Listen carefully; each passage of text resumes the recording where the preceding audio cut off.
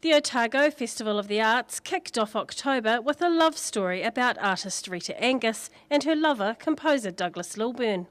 There were many fantastic performances throughout the festival, from music and plays to dance. This Brazilian dance troupe brought their internationally acclaimed show to the city, and locals were given a sneak peek at what they could expect to see. All the colours, all the sound, all the movements we have in Bahia, the African, especially the African heritage we had in 500 years of Portuguese colonization, and more than 10 million African slaves brought by the Portuguese people. When the Otago Rugby Union was nearly kicked into touch at the start of the year, it was uncertain whether or not there would be a provincial team running out onto the field at all. A bailout plan was put in place, but only for the men's team. The season went spectacularly well for the Razorbacks, who made it to the final of the ITM Cup.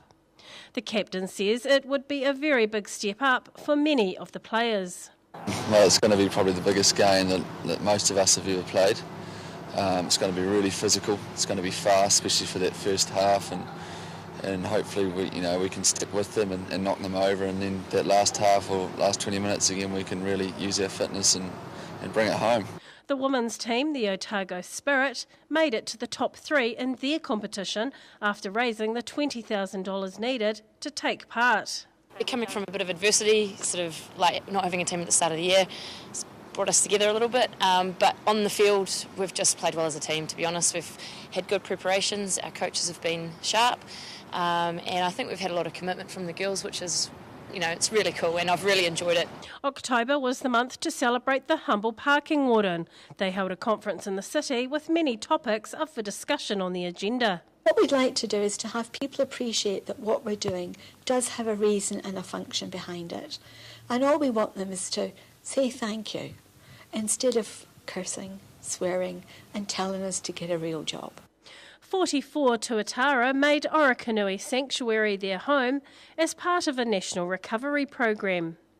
The government announced a raise in the age limit for the mandatory use of car restraints in a bid to reduce the amount of children who are killed or injured on our roads.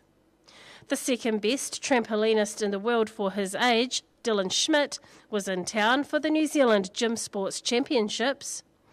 In a bid to raise awareness about the housing market for students, OUSA Flatting Week highlighted the best and worst of student accommodation. And finally in October, the Dunedin City Council decided to reopen John Wilson Ocean Drive to traffic.